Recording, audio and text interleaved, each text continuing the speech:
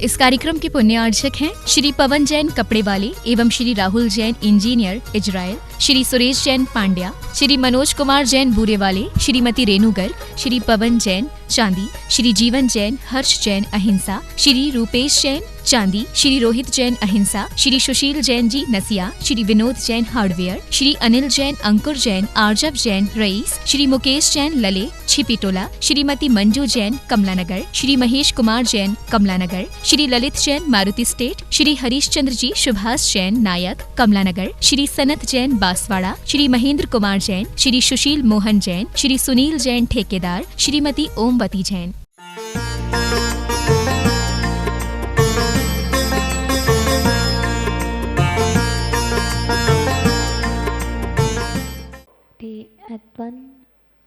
हे छिनेन्द्रवाणी आगमवाणी तीर्थंकरवाणी स्यात्वाणी गुरुवाणी त्वमेवा जयतो त्वमेव जयतो त्वमेवा मम कंठा आगच्छतु आगच्छतु आगच्छतु।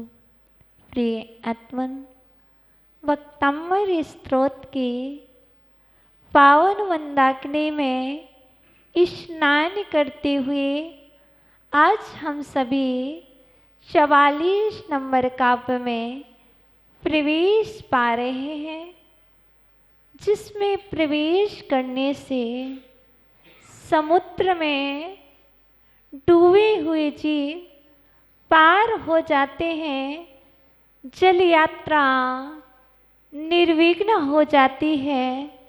यह व्यवहार नय का कथन है, निश्चय नय के कथन में आचार्य भगवान मानतुंग स्वामी कहते हैं, ये भक्तामृत स्त्रोत का 44 नंबर का भव सागर में भव समुद्र में डूब रहे प्राणियों के लिए जहाज के समान है। जो भी प्रभु के नाम का स्मरण, प्रभु के नाम का गुणानुवाद करता है, वह भव सागर समुद्र से पार हो जाता है। चाहे वह नाम का स्मरण पूजा करने से हो। देखो, पूजन एक प्रकार से नहीं की जाती है, पूजन की पद्धतियाँ 21 प्रकार की हैं। मात्र हमने और आपने तो पूजन की पद्धति सिर्फ 8 प्रकार से जानी है। पूजन की पद्धति आचार्य भगवान उमा स्वामी जी महाराज उमा स्वामी श्रावकाचार्य में नाना प्रकार की बतला रहे हैं, जिसमें कहा जा रहा है कि जो सूखे द्रव्य से पूजन करता है, सुपारी आदि से पूजन करता है, वही भी उपादेय है, अर्थात ग्रहण करने के योग्य है। वह पद्धति भी ठीक है। और जो जल से पूजन करता है, यह पूजन की पद्धति भी ठीक है, क्योंकि भव समुद्र से पार होने के लिए पूजन पद्धति है। भव समुद्र से तारने के लिए पूजन का विधान है। आप देखते हैं कि कोई व्यक्ति चंवर डुरा रहा है, क्या चंवर डुराना पूजा है? हाँ जी। आचार्य भगवान उमा स्वामी जी महाराज की दृष्टि में मात्र खाली चंवर को डुराना भी पूजन है। आचार्य भगवान उमा स्वामी जी महाराज की दृष्टि में सितारा बजाना भी पूजन है।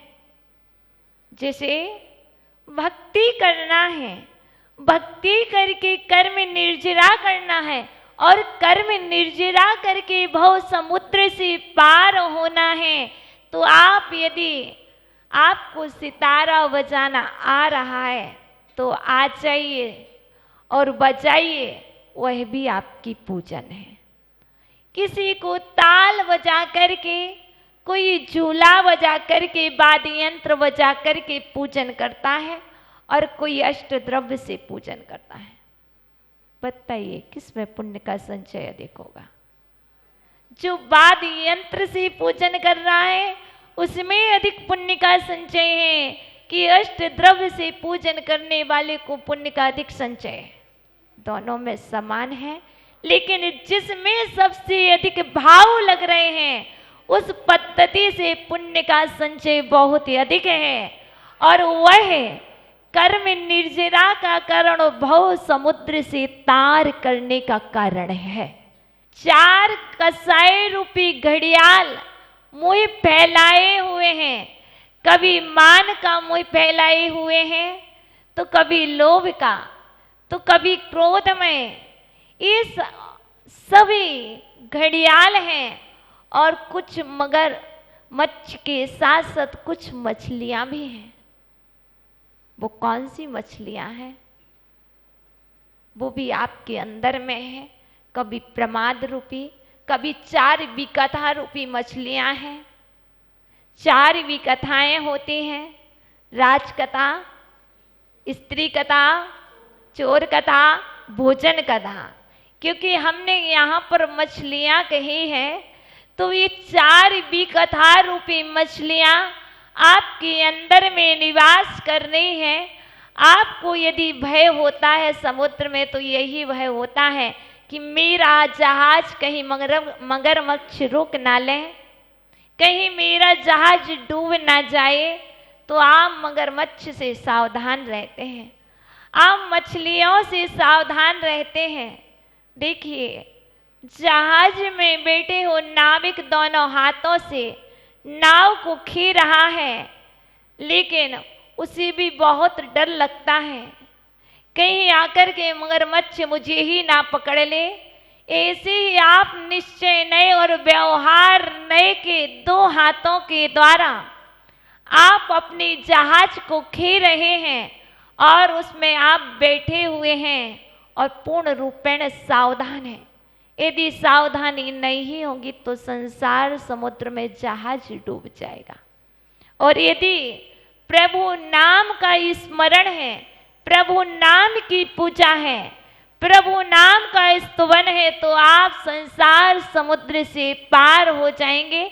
यहाँ पर भक्तामृत स्तोत्र में बात चल रही है 44 नंबर काव्य की, लेकिन आचार्य भगवान उमा स्वामी जी महाराज कह रहे हैं, जो गुरु की विनय करता है। माता जी, भक्तामृत स्तोत्र की बात चली, गुरु की विनय कहाँ है? जी हाँ, भक्तामृत स्तोत्र की बात चल रही है, तो हम आदिनाथ की पूजन कर रहे हैं। लिखने वाला कौन है? गुरु है। यदि भक्तामृत स्तोत्र को पूजा है, भक्तामृत स्तोत्र की विनय की है, तो मैंने गुरु की विनय की है। और गुरु की विनय उमा स्वामी जी महाराज की दृष्टि में जो गुरु की विनय करता है वह देवताओं के द्वारा पूजित होता है,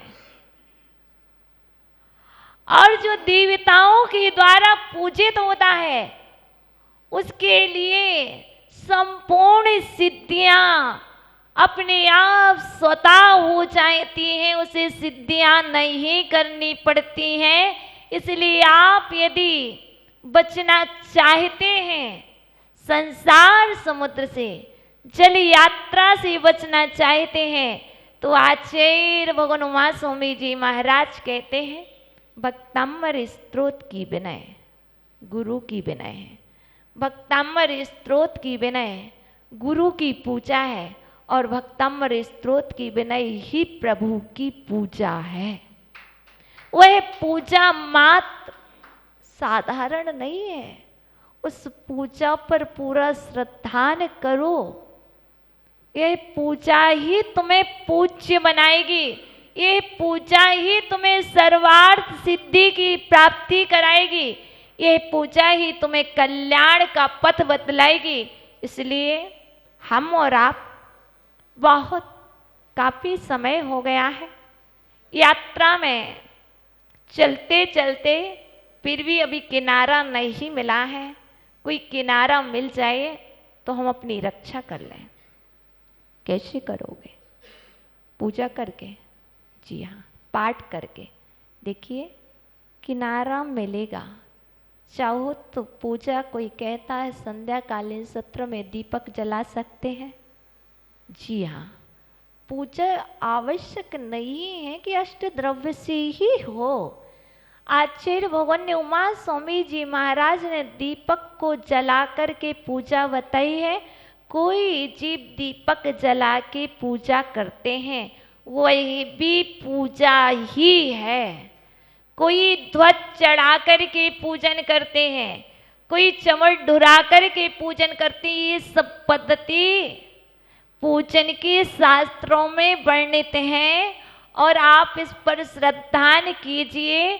जो लिखी, जितनी श्रद्धा आपके अंदर है उस श्रद्धा अनुरूप आप कार्य कीजिए, और जैसी श्रद्धा होगी वैसा फल प्राप्त होगा। जैसी श्रद्धा होगी वैसी सिद्धि होगी। आप कहो कि फल चढ़ाने से सिद्धि होती है, तो आचार्य भगवान कहते हैं फल चढ़ाने से सिद्धि नहीं होती है। तो फिर किससे होती है? क्या नैवेद्य चढ़ाने से सिद्धि होती है? तो आचार्य भगवान कहते हैं नैवेद्य चढ़ाने से भी सिद्धि किसी को ना तो हुई है और ना ही होगी। यदि सिद्धि होती है तो हृदय के पुष्प चढ़ाने से, श्रद्धान के पुष्प चढ़ाने से सिद्धि होती है। बात चलती है कैसे करूं? देखिए, बहुत समय हो गया है, मुझे संसार समुद्र से बचना है, पर मैं बच क्यों नहीं पा रहा हूं? कारण क्या है? आचार्य भगवान जहां पर यह बात कहते तो वहां पर कहते हैं आपने पूजन की थी ना? कैसे की थी? चंदन लगाया था कि नहीं? नहीं लगाया। यदि चंदन नहीं लगाया तो वो पूजन निष्फल है। चंदन लगा करके पूजन करनी चाहिए। माथे पर चंदन लगा करके, क्योंकि चंदन शुभ है, चंदन अशुभ नहीं है, शकुन है। इसलिए माथे पर चंदन लगा करके पूजन करनी चाहिए। और कैसे पूजन करनी चाहिए? कैसे भक्तामृत स्तोत्र का पाठ करना चाहिए? कीजिए। मुकुट बांध करके पूजन करनी चाहिए, हार माला पहन करके पूजन करनी चाहिए। ये सब आचार्य भगवान उमा स्वामी जी महाराज बतला रहे हैं, जो जो शुभ शकुन है। क्योंकि शुभ करने आए हो, मंगल करने आए हो, तो मंगल कैसे होगा? जब तुम्हारे मंगल भाव होंगे तो तुम्हारा मंगल द्रव्य होगा, और जब मंगल द्रव्य होगा तो मंगल कार्य होंगे। मंगल कार्य करने के लिए मंगल द्रव्य आवश्यक है, और जब मंगल द्रव्य होगा तो निश्चित रूप से मंगल कार्य ही होगा। देखिए क्या हो रहा है? विवाह हो रहा है, मांगलिक कार्य हो रहा है। क्या रखा है? मांगलिक कलश। चातुर्मास हो रहा है। क्या हो रहा है? मंगल हो रहा है। क्या रखा? मांगलिक कलश। क्यों? कलश मंगल होता है, तो हम मांगलिक कलश, खाली कलश मंगल नहीं होता है, भरा कलश मंगल होता है। तो हमें कौन से कलश से, कौन से द्रव्य से भरना है? क्योंकि आप भी तो एक कलश हो। उस कलश के अंदर कौन सा द्रव्य भरा हुआ है? अभी तक कह रहे थे आपके नाम रूपी नाग दमनी है। अब आपसे कह रहे आपके अंदर में भक्तामृत स्तोत्र की ज्ञान रूपी नाग दमनी आपके पास होगी तो संसार रूपी समुद्र में आप डूबोगे नहीं। आप नियम से भव पार हो जाओगे। देखिए, विभाव डुबाता है और स्वभाव तार करता है, पार करता है। देखिए, डुबाने वाला मगरमच्छ नहीं है, रोकने वाला मगरमच्छ नहीं है। लोग कह रहे हैं कि मगरमच्छ ने रोक लिया जहाज। लोग कह रहे हैं कि किसी व्यंतन ने जहाज को रोक दिया है। वस्तुतः ये श्रद्धान करना कोई किसी को रोकता नहीं है और कोई किसी को तारता नहीं है। आप ही तारने वाले हैं और आप ही डूबने वाले हैं। कैसे? जब आप विभाव का सहारा लेते हैं तो आप डूब जाते हैं, और जब आप स्वभाव का सहारा ले लेते हैं, स्वभाव क्या है? जब आप स्वभाव का सहारा लेते हैं तो आप उभर जाते हैं। कैसे? देखिए, शुभम चक्रवर्ती